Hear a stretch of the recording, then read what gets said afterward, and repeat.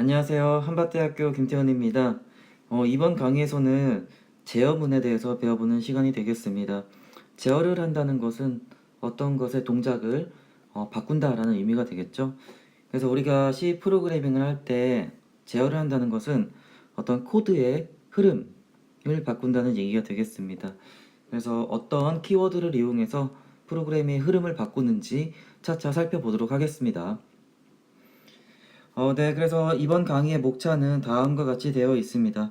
여기 잘 보시면은 크게 조건문, 반복문, 흐름 제어 이렇게 나와 있죠.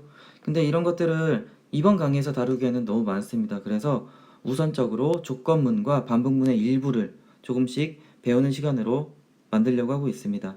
그래서 조건문 같은 경우는 어떤 조건을 만족할 때 뭐 A를 실행해 주세요.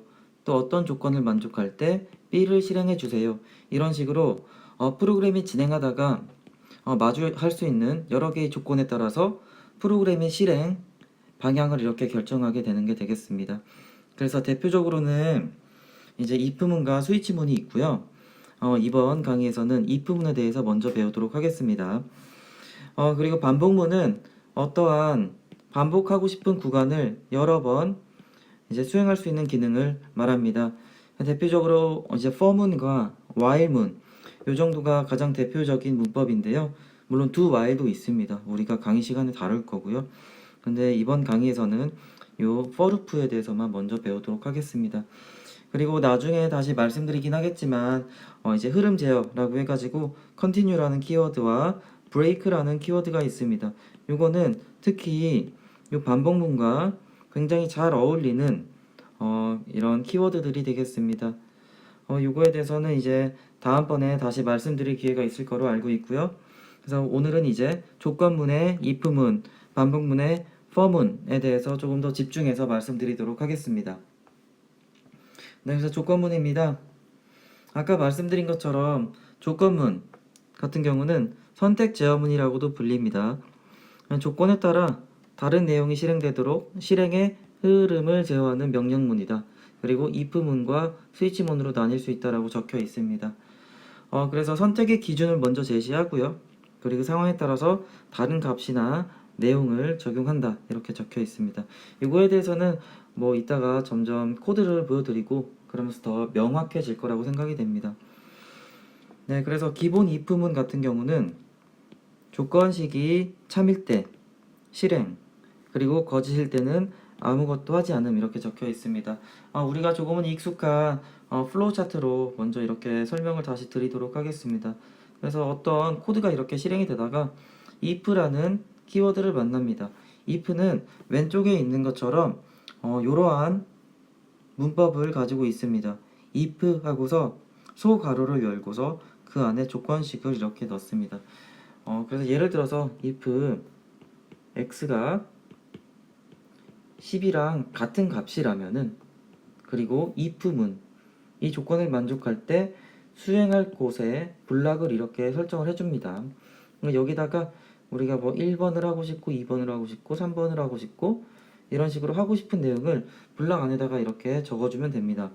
그러니까 여기서는 실행할 문장이 이렇게 하나인 것처럼 표현을 했지만 엄밀히 말하면은 실행한 문장들이라고 하고서 이 문장들을 수행하기 위해서는 이렇게 중괄호로 묶어줘야겠죠.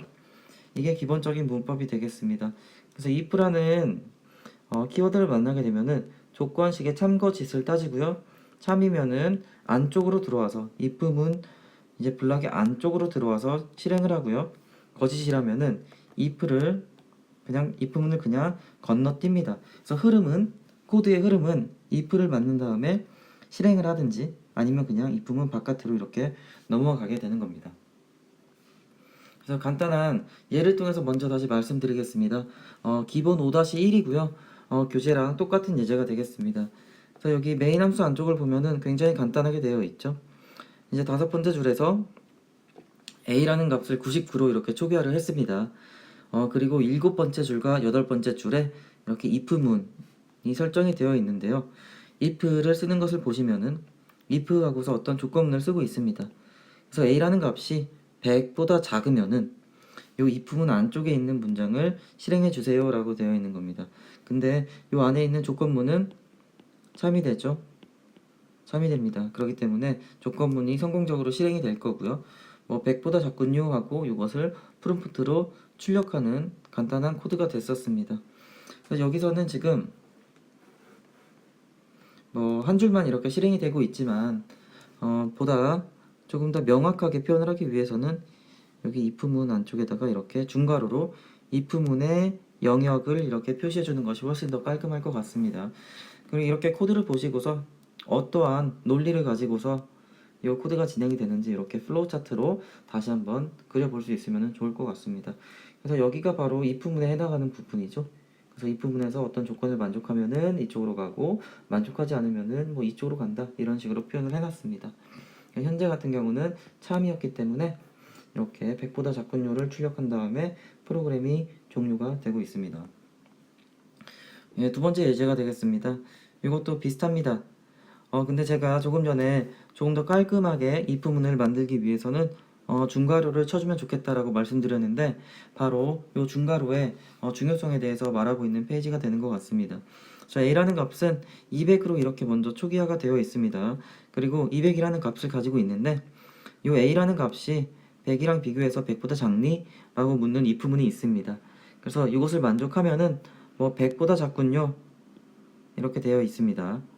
근데 이제 실제 우리가 a는 200이라는 값이기 때문에 이 문장은 지금 이 if문은 실행이 되지 않습니다. 그리고서 if문의 바깥쪽에 있는 거죠. 요 9번째 줄이. 그래서 요게 바로 실행이 될 것 같습니다. 그래서 여기서 사실은 요게 실행이 돼요. 근데 여기서 여기 적어 놓은 걸 보면은 요게 거짓이라면은 요 if문 전체가 실행이 되지 않으니까 거짓이므로 이 문장은 안 보이겠죠? 라고 이렇게 적어 놓은 것 같습니다만 이게 아닙니다. if문의 범위는 여기 중괄호를 쓰지 않았기 때문에 7번째 줄에서 8번째 줄이다. 그래서 if문이 거짓일 경우에는 코드의 흐름이 요 7번과 8번은 건너뛰고 9번으로 넘어오기 때문에 여기는 안 보이는 게 아니라 실제로 보입니다. 그래서 다시 한번 말씀드리지만 중괄호 요 중요성을 보여주는 예제가 되겠습니다. 그래서 여기서는 요 9번째 줄과 11번째 줄이 출력이 되기 때문에 이런 식으로 나오고 있습니다. 그래서 여기서는 뭐 이렇게 행 바꿈이 함정이라고 적어놨고요. 그래서 조건식이 참이면은 즉 아래에 있는 한 문장만 실행한다 이렇게 적혀 있습니다. 근데 조금 더 엄밀히 말하면은 조건식이 참일 때 실제로 여기 이제 if문에 딸려 있는 것은 여기까지가 되어 있고요. 뭐 이렇게 중괄호로 묶어버리면은 중괄호 안에 있는 데까지는 if문의 영역으로 보고서 모두 다 이렇게 실행이 됩니다. 그래서 조금 요 문장에는 오해의 소지가 있는데 아무튼 중괄호가 꼭 중요하다라고 기억을 해주시기 바랍니다. 그래서 여기 보시면은 두 문장 이상을 실행하고 싶다면은 여러 개의 구문을 하나로 만드는 블락을 사용해야 한다라고 적어 놓았습니다. 그래서 이거를 올바르게 이렇게 고쳐버리면은 8번째 줄과 11번째 줄에 새로운 블락이 이렇게 추가가 됐죠. 즉 if문의 영역은 8번째 줄에서부터 뭐 11번째 줄까지 이렇게 퍼져 있는 겁니다. 그래서 요 안쪽에 있는 조건이 참일 경우에는 요 안쪽에 있는 게 모두가 출력이 되는 거고요. 거짓일 경우에는 그냥 여기를 다 건너뛰는 겁니다. 그래서 거짓일 경우에는 12번째 줄로 코드의 흐름이 넘어가고요. 그리고 아무것도 안 적혀 있기 때문에 13번째 줄을 출력하고서 이렇게 종료가 됩니다. 그래서 이 경우 동일한 변수를 가지고서 테스트를 하고 있기 때문에 여기도 바로 13번째 줄에서 이렇게 프로그램 끝 하고서 코드가 끝나는 것을 확인을 할 수가 있습니다.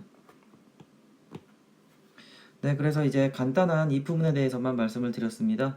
근데 if는 사실 정확한 문법을 말씀드리면은 if 그리고 else if 쭉쭉쭉 else if를 여러 개 쓸 수가 있습니다. 그리고 else 이런 식으로 되어 있습니다. 그래서 이거는 조건 1, 조건 2, 조건 3 등등등 쓰고서 다른 조건 해가지고 각 조건을 이런 식으로 연결해 가지고 쓸 수가 있습니다. 근데 지금은 요 else if를 일단은 배제하고서 이 조건을 만족할 때 아니면 이렇게 실행해라 라는 식으로 조건문을 꾸미고 있는 과정이 되겠습니다. 그래서 if else문이라고 이렇게 적혀 있고요. 참일 때 실행하는 문장과 거짓일 때 실행하는 문장이 다를 때, 즉 두 가지 케이스로 구분할 수 있을 때 이렇게 사용하면 됩니다. 그래서 참이면은 실행한 문장 1을 실행하고 그리고 그렇지 않을 경우에는 실행한 문장 2를 실행한다 라고 적어 놓았습니다. 그래서 여기가 만족하면은 요 부분을 실행하는 거고요. 이것을 만족하지 않을 경우에는 여기를 실행한다 라고 생각을 하시면 되겠습니다. 그래서 앞 페이지에서 배운 것을 다시 한번 생각해 보시면은 이제 첫 번째 조건문을 만족할 때는 요 A가 들어있는 요 블락 내부가 실행이 되는 거고요. else 일 경우에는 요 B가 적혀있는 요 블락 내부가 이렇게 실행된다고 생각을 하시면 되겠습니다. 요 A라는 부분이 한 줄만 있으면은 이렇게 블락을 생략을 해도 괜찮습니다. 그게 바로 요 케이스가 되는 거고요. 그리고 B 요 부분이 한 줄만 실행하도록 되어 있으면은 이때도 요 블락은 생략을 해도 괜찮습니다. 그 케이스가 바로 요게 되겠습니다. 근데 블락을 이렇게 중괄호를 이용해서 블락을 깔아주는 것이 일반적인 케이스다 라고 꼭 기억을 해주시기 바랍니다. 그래서 오른쪽에 있는 플로우 차트로 다시 한번 말씀을 드리면은 아까랑 비슷하긴 한데 여기가 조금 더 생겼죠. 참일 경우에는 if 조건식이 참일 경우에는 이걸 실행을 하고요. 이게 참이 아니고 거짓일 경우에는 이제 요 문장을 실행한다라고 이렇게 되어 있는 게 되겠습니다. 그래서 기본 5-4입니다. 간단한 예제를 통해서 if else문의 사용 방법에 대해서 말씀드리겠습니다. 아까와 여기가 달라졌죠. 9번째 줄과 10번째 줄. 그래서 A는 200인 상황에서 A가 100보다 작은지 이렇게 확인을 합니다. 당연히 만족을 하지 않죠. false가 납니다. false. 그렇기 때문에 요 7번째 줄과 8번째 줄 이쪽은 건너뛰어지게 되는 거고요. 이 조건을 만족하지 않기 때문에 이제 이쪽을 실행을 합니다. 딱 가서 코드의 흐름이 이쪽 10번째 줄로 오게 되고요. 그리고 100보다 크군요 하고서 이렇게 출력한 다음에 프로그램을 마치게 됩니다. 그래서 아까 전과 달라진 부분이 바로 이쪽이 되겠고요. 이것도 한번 다시 한번 따라서 이렇게 와보시면 좋을 것 같습니다. 그리고 기본 5-5 해가지고 블록을 활용하는 방법에 대해서 다시 한번 말을 하고 있습니다. 동일한 케이스가 되겠습니다. A는 200이고 A가 100보다 작은지 계속 확인을 하고 있습니다. 여기선 이제 조건식이 false가 되기 때문에 이제 요 if문의 영역 다 여기 8번째 줄에서 11번째 줄까지 블락으로 이렇게 포함이 되어 있죠. 여기는 실행이 안 되는 거고요. 이걸 만족하지 않기 때문에 코드의 흐름은 이제 이걸 확인하고 아닌 걸 알고서 건너뛰고서 이쪽으로 이렇게 흐름이 넘어오게 됩니다. 그래서 else부터 다시 읽어주시면은 블락으로 깔려 있네요. 그래서 이거 같은 경우는 이렇게 100보다 크군요. 거짓이면 이 문장도 보이겠죠. 요 두 개가 실행이 되고서 그리고 프로그램 끝 이게 실행이 된 다음에 이렇게 프로그램이 종료가 되겠습니다. 그리고 블록을 활용한 if else문 사용 예 이제 또 다른 예가 되겠습니다. 이거 같은 경우는 scanf가 한 번 더 응용이 되고 있죠.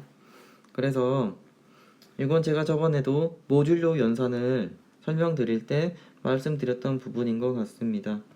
일단 코드가 어떤 걸 하려고 하는 코드냐면요. 일단 정수를 입력받아요. 이렇게 입력해주세요 라고 프롬프트에 먼저 딱 출력을 하고요. 그리고 여기서 기다리고 있습니다. 아무것도 입력이 되지 않고서. 그래서 무언가를 입력하기 전에는 지금 코드가 흐름이 여기 8번째 줄에서 딱 멈춰져 있는 거고요. 내가 이거 예대로 하면은 125를 입력을 하고서 엔터를 딱 치는 순간에 요 125라는 정수값이 A라는 변수가 있는 곳에 주소를 통해서 A에 이렇게 딱 들어가겠죠. 그래서 여기서 정수를 입력받습니다. 근데 정수로 입력을 받은 값이 2로 나눈 나머지가 0일 경우, 즉 요거는 짝수일 때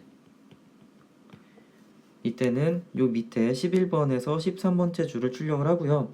그 이외의 경우 바로 요거는 홀수일 때겠죠. 그래서 요 경우에는 홀수를 입력했군요 하면서 여기 15번째 줄에서 17번째 줄을 출력하는 프로그램이 되겠습니다. 그래서 이런 짝수와 홀수 여부를 구분할 때 우리가 지난번에 요 모듈로 연산 이것을 이용한다고 말씀드렸습니다. 이것은 바로 요 퍼센트 형태였고요. 그래서 A 모듈로 B 하면은 A를 B로 나눴을 때의 나머지를 보는 거라고 했습니다. 그래서 여기 보시면은 A를 이렇게 2로 나눈 게 0이랑 같은지 산술 연산자 이제 비교 연산자인데 이제 이퀄 두 개가 꼭 들어간다고 했었죠. 그래서 이게 짝수일 때는 이렇게 되고 홀수일 때는 이렇게 출력을 하는 프로그램이 되겠습니다. 근데 125는 홀수이기 때문에 이제 요 조건 10번째 조건을 만족하지 않는 것을 확인하고요. 이제 11번째 줄에서 13번째까지는 이렇게 확 뛰어넘습니다. 그리고 이제 흐름이 14번째 줄로 넘어오게 되어 가지고 else의 영역을 실행을 하게 됩니다. 그래서 이게 이렇게 출력이 되는 겁니다. 네, 그리고 아까 전에 잠깐 말씀드리긴 했지만 여기서는 if문, elseif, else문 해가지고 elseif에 대한 사용법을 좀 말씀드리고자 해당 페이지를 넣어왔습니다. 그래서 여기서는 여러 방향으로 분기하는 게 되겠고요. elseif라는 키워드를 이용을 합니다. 그래서 여러 개의 조건식을 지정하여 다른 코드를 실행을 할 수가 있습니다. 그래서 if문과 else문은 우리가 이미 배웠지만 여기 또 다른 조건들이 나올 때가 많아요. 그럴 때에는 요건식을 이렇게 else if라는 키워드를 이용해서 이렇게 달아주면 되겠습니다. 그래서 요 else if는 뭐 10개가 나오든 20개가 나오든 상관이 없죠. 근데 이제 직접 코딩을 할 때 그런 많은 조건들이 안 나오길 바라면서 코딩을 해야 되겠고요. 그래서 이거는 우리가 나열하고 싶은 거대로 이렇게 나열해도 괜찮습니다. 그래서 만약에 모든 것들을 이렇게 조건식으로 다 구분을 할 수 있다면은 굳이 요 else를 쓰지 않아도 괜찮겠죠. 근데 else를 쓰는 것이 그래도 코딩할 때 굉장히 편하실 거라고 생각이 됩니다. 네, 그리고 여기서는 이제 중첩 if문이라고 해가지고 뭐 nested if 이렇게 불리는 if문에 대해서 말씀드리겠습니다. 즉 if문 안에 if문이 들어있는 게 되겠습니다. 그래서 if문을 한번 실행을 하고요. 그리고 그 결과에 따라서 또 다른 if문을 실행한다 라고 생각을 하시면 되겠습니다. 그래서 이 경우에도 당연히 블록을 사용해서 조건식을 명확히 해주는 게 좋습니다. 항상 블록을 이용해서 깔끔히 해주는 게 좋고요. 여기도 이제 그림을 보시면은 크게 먼저 보시면 if문과 else문으로 이렇게 되어 있습니다. 그래서 지금 말씀드린 것처럼 뭐 여기도 이렇게 블록을 깔아주는 게 깔끔하고요. 근데 여기 조건식 1을 만족할 때 다시 조건식이 이렇게 나오게 되는 걸 확인을 할 수가 있습니다. 그래서 요거를 만족하고 그 상황에서 조건식 2를 만족하면은 요걸 실행하고요. 이거는 만족하는데 요걸 만족하지 않을 때에는 요거를 실행하는 형태가 되겠습니다. 그래서 오른쪽에 있는 플로우 차트도 한번 비교를 해보시면 좋을 것 같아요. 요 참으로 내려가는 곳과 거짓으로 나가는 부분이 바로 요 아우터 if문이 되겠습니다. 그리고 요 조건식 2번을 가지고서 다시 한번 참거짓으로 쪼개지는 부분이 여기에 있는 이너 if문이 될 거고요. 아까는 이제 바깥쪽에 있다 해가지고 아우터 if라고 제가 명명을 했습니다. 그래서 여기는 기본 5-7번이고요. 중첩 if문을 사용하는 예를 보여주고 있습니다. 일단 if문의 바깥쪽에 있는 if문을 먼저 찾는 게 중요할 것 같아요. 그래서 a라는 값은 일단 75로 시작을 하고요. 여기 7번째 줄과 그리고 여기 블락을 통해서 요 if문이 담당하고 있는 영역을 이렇게 확인을 할 수가 있습니다. 그리고 18번째 줄에 else가 나오고 있죠. 그래서 바깥쪽에 있는 outer if에 해당하는 부분이 여기가 될 것 같고요. 요 else는 이렇게 딱 되어 있습니다. 그래서 a가 일단은 75기 때문에 요 첫 번째 조건식을 만족을 하고 있습니다. 이게 true이기 때문에 요 if가 바로 실행이 되겠죠.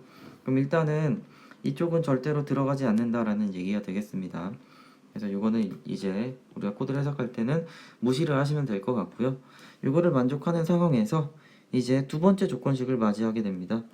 그래서 흐름이 일단 if문 안쪽으로 들어와서 이쪽으로 넘어왔고요. 여기서 a는 75인데 또 100보다 작은가? 이걸 한번 비교해 보니까 이것도 true가 되죠. 그래서 이게 이쪽 첫 번째 if문이 이제 실행이 될 거고요. 코드의 흐름은 바로 이제 쭉 내려와서 11번째로 이렇게 넘어갈 겁니다. 결과적으로 프롬프트에는 이게 출력이 될 거고요. 요 if문을 만족하기 때문에 요 else문도 사실 읽히지 않습니다. 그래서 사실 코드는 어떻게 보면은 좀 깔끔하게 다시 말씀드리겠습니다. 요 if를 읽고 안쪽으로 들어옵니다. if를 읽고서 또 안쪽으로 들어오고 이것을 실행하고서 if가 끝났죠? 그러면은 여기는 건너뜁니다. 그리고 여기도 건너뛰고요. 그래서 if 문이 끝나는 지점으로 이렇게 흐름이 오고요. 근데 딱 보니까 프로그램이 끝나는 위치네요. 그래서 프로그램이 종료가 되는 겁니다. 네, 이런 식으로 코드가 어떤 식으로 읽히고 어디를 건너뛰고 흐름이 어떻게 되는지 이렇게 확인해 보시면서 코드를 읽으시면 좋을 것 같습니다. 두 번째 예가 되겠습니다. 여기 보시면은 또 점수를 입력할 거래요. 스캔F가 들어오겠죠. 그래서 내가 입력받은 점수를 가지고서 이제 등급을 매기는 그러한 코드가 되는 것 같습니다. 여기서도 보시면은 이제 입력한 점수 이제 77점이래요. 그걸 알고서 이제 시작을 해보겠습니다. 여기다 77을 넣고서 엔터를 치겠죠. 그러면은 A에 77이 이렇게 들어가는 형태가 됩니다. 그래서 if랑 요 else 쪽을 이렇게 보게 되면요. 근데 이게 만족을 하고 있지 않죠. 그래서 요 여섯 번째 줄을 확인을 하고서 여기가 false이기 때문에 여기는 건너뛰어지게 되고요. 바로 이제 else 구문으로 들어오게 됩니다. 그리고 여기서도 보시면은 여기서 이제 다시 한번 if문에서 조건을 확인을 해요. a가 80보다 큰가? 이제 false가 되죠. 그래서 여기도 건너뛰게 됩니다. 그럼 이제 else가 실행이 돼요. a가 70보다 큰가? 하면 여기가 true가 되니까 사실 요 13번째 줄에 있는 코드가 실행이 되고 요 else는 이제 건너뛰어지게 됩니다. 그래서 사실 요 else가 끝나면은 이쪽으로 오게 되고요. 그리고 요 else도 끝나니까 결국 이쪽으로 흐름이 넘어오게 됩니다. 그리고 학점입니다. 요거를 출력해가지고 C 학점입니다. 이렇게 출력을 하고서 끝나게 되는 프로그램이 되겠습니다. 근데 이 코드를 읽으시면서 여러분들이 약간 의아해 하신 점이 있으실 거라고 생각이 됩니다. 지금까지 그렇게 제가 블락을 꼭 깔아라 뭐 이렇게 말씀드렸죠. else가 있으면 보통 이렇게 맞춰서 합니다. 이런 식으로 이용도 하고 개발자마다 블락을 설정하는 방식이 달라요. 그래서 여러분도 이렇게 else 뒤에 else 아래 이제 편한 것을 선택을 하시면 되고요. 저 같은 경우는 주로 이 왼쪽 편의 표현 방식을 이용하는 편입니다. 근데 여러분도 이제 코딩을 해보시면 아시겠지만 요게 하나의 문장이라고 생각을 하시면 되겠습니다. 그리고 얘 입장에서는 요게 하나의 문장이 되고요. 얘 입장에서는 요거 자체가 하나의 문장으로 인식이 됩니다. 그래서 끊어져 있는 여러 개의 문장이 아니었기 때문에 여기서는 굳이 블락 설정을 하지 않은 것처럼 보여지고 있습니다. 하지만 저도 이렇게 쓰는 거는 이제 추천드리지 않고요. 뭐가 됐든 이렇게 한 줄이 오든 여러 줄이 오든 항상 이렇게 블락 처리를 해주시는 게 좋아요. 그래야지 요 else가 지금도 제가 어디까지가 요 else의 영역인지 찾느라 시간이 좀 걸렸었는데요. 여기가 이제 else의 이제 영역이 되고요. 왜냐면 우리가 이렇게 블락 처리를 할 때도 요 안쪽까지 들어옵니다. 블락 처리를 할 때도 요 인덴테이션이라고 해서 들여쓰기를 꼭 맞춰서 하기 때문에 각각의 영역을 찾는 데에도 요 블락이 있는 게 훨씬 편해요. 여기도 이렇게 들어오고요. 그래서 블락을 꼭 습관화 하시는 걸 추천드리도록 하겠습니다. 그래서 이것도 앞에 있는 것을 하나씩 하나씩 이렇게 찾아가 보시면은 다음과 같은 플로우 차트를 그리실 수 있을 거고요. 여러분들이 다시 한번 코드를 쭉쭉 따라가시면서 이것을 그려보시는 것을 추천드립니다. 그리고 여기는 스위치 케이스몬이라고 해가지고 사실 이거는 다음 시간에 더 주도적으로 많이 배울 거예요. 근데 제가 일부러 잠깐 넣어봤습니다. 일단은 이번 시간에도 요거에 대해서는 소개만 좀 해드리고서 조건문을 마무리하려고 하는 거거든요. 그래서 스위치 케이스문 같은 경우는 이것도 참, 거짓 이외에 다른 선택이 가능한 경우에 사용한다. 즉 예를 들면은 좀 우리가 고를 수 있는 케이스가 여러 개가 있다고 생각을 하시면 돼요. 완전한 동일한 표현은 if, else가 되겠죠. 그래서 if랑 else만 있으면은 사실 참 혹은 거짓만 표현하는 문법이 됐었는데요. 우리가 조건식을 여러 개 넣고 싶을 때에는 이렇게 else, if를 써가지고 쭉쭉쭉 나열할 수 있다고 말씀드렸습니다. 그래서 스위치 케이스도 사실 요거랑 동일한 케이스라고 생각을 하시면 돼요. 그리고 굳이 요거랑만 비교를 하실 필요도 없고요. 그냥 if문과 하는 역할이 똑같습니다. 그래서 뭐 여기 뭐 다중분기라는 표현이 있는데요. 이건 한번 보시면은 아실 것 같습니다. 그래서 어떤 여기는 스위치라고 하고서 문법 자체가 어떤 값을 입력을 받아요. 지금은 하나의 이제 이그젬플로서 정수값을 가지고서 이렇게 비교를 하는 케이스가 되겠습니다. 그래서 조금 더 우리가 A라는 변수를 이용한다고 해봅시다. 근데 케이스 A가 10일 경우, 케이스 A가 20일 경우, 케이스 A가 30일 경우, 그리고 디폴트 이유가 빠졌네요. 이런 식으로 작성을 하게 됩니다. 그래서 A의 값이 10일 때, A의 값이 20일 때, A 값이 30일 때, 그 위에 이 이외의 경우, otherwise 해가지고 이런 식으로 문법을 갖추고 있습니다. 그래서 여기 뭐 브레이크라는 단어도 나오고 뭐 이렇게 콜론도 나오고 되게 복잡하게 되어 있어요. 근데 요거에 대해서는 제가 다음 시간에 더 정확하게 의미를 전달해 드리도록 하겠습니다. 그래서 지금 제가 이렇게 말씀드린 것 중에 이번 시간에 기억을 하시면 좋은 게 뭐냐면은 if문은 스위치 문으로 갈아치울 수 있다. 그래서 여러분들께서 이거 두 개를 다 학습하신 다음에 편한 문법을 그냥 이용하시면 됩니다. 동일한 역할을 하는 거고요. 문법만 다른 것 뿐입니다. 저 같은 경우는 스위치문을 쓰는 것보다는 if문을 쓰는 것을 선호하는 편입니다. 그래서 저는 주로 스위치는 잘 안 쓰고요. if로 모든 코딩을 하는 사람입니다. 네, 그래서 여기서는 뭐 예제 모음 11번을 그대로 가져와 봤습니다. 단순 if문을 활용해서 간단한 계산기를 만들어 보자. 이렇게 되어 있습니다. 그래서 첫 번째 수를 입력받고요. 그리고 연산자를 입력받아요. 그리고 두 번째 수를 입력하네요. 그래서 그 결과를 이렇게 내보내고 있습니다. 그래서 이거 코딩을 어떻게 할지 한번 잠깐 스탑을 하고서 생각을 해보시면 좋을 것 같아요. 일단은 입력받을 게 순차적으로 3개가 나오고 있죠. 그래서 뭐 스캔F가 일단 연달아 나와야 될 것 같습니다.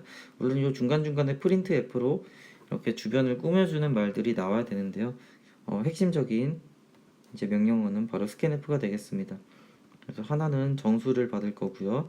또 하나는 이제 캐릭터를 받을 거고요. 그리고 또 하나는 이렇게 받을 겁니다. 근데 수는 어차피 항상 정수지만 우리가 연산자에 따라서 이걸 다르게 출력을 하겠죠. 연산자가 이게 만약에 곱셈이거나 나눗셈이거나 더하기거나 빼기거나 요 경우에 따라서 각각의 어떤 연산이 달라지게 되는 게 되겠습니다.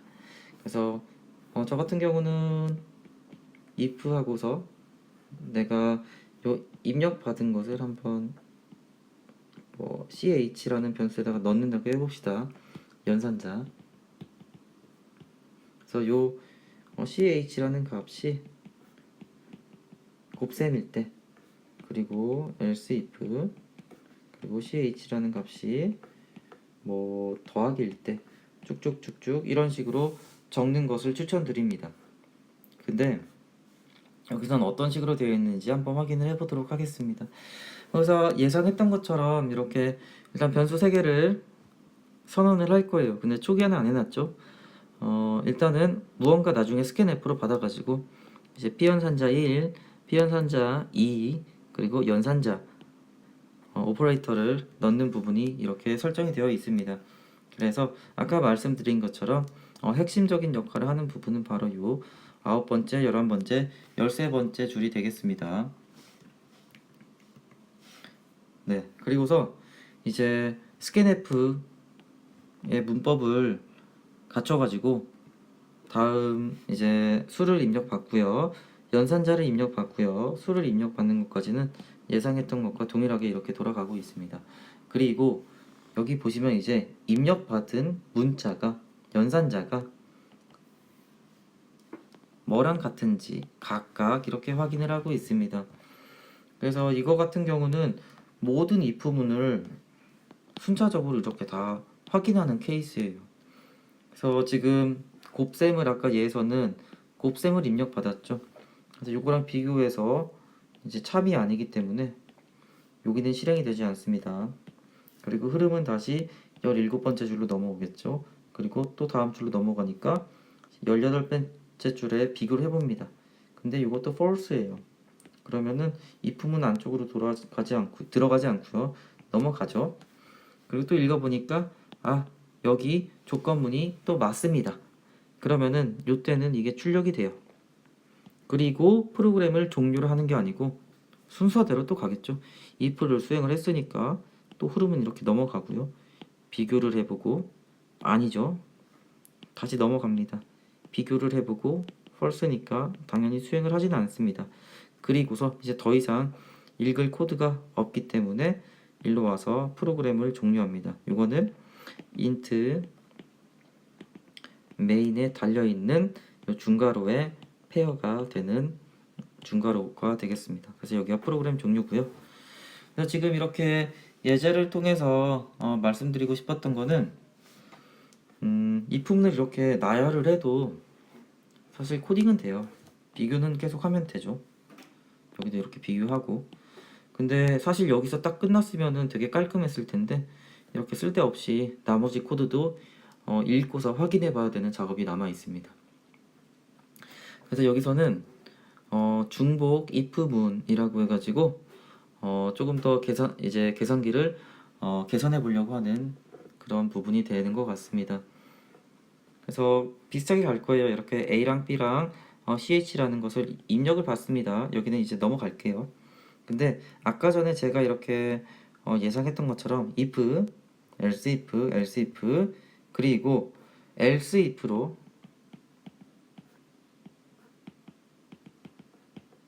나누기가 되겠죠. 나머지 있는 게 이렇게 써줘도 괜찮고요. 근데 어차피 우리가 사칙 연산만 다루겠다라고 가정을 한 상태라면은 사칙 연산 중에 3개가 나와 있죠. 그래서 이거 대신에 else로 무언가를 이렇게 서술해도 괜찮을 것 같습니다. 그래서 다음 페이지에 어떻게 서술되고 있는지 같이 확인을 해보시면은 이렇게 해놨네요.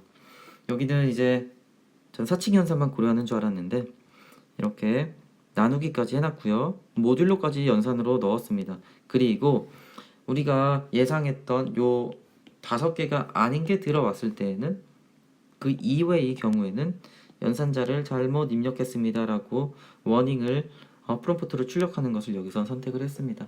이거는 개발자가 어떤 식으로 하는지에 따라서 달라지겠죠. 근데 뭐가 됐든 지금 말씀드리고 싶은 거는 조건을 이렇게 else if 이런 식으로 해서 중복 if를 이용해서 이렇게 활용을 했다를 기억을 해주시면 좋을 것 같습니다. 네, 그러면은 조건문 중에 if문에 대한 설명은 여기서 마치도록 하고요. 그리고 강의 영상이 조금 길어지고 있기 때문에 잠시 멈추었다가 계속 진행하도록 하겠습니다. 감사합니다. 김태형이었습니다.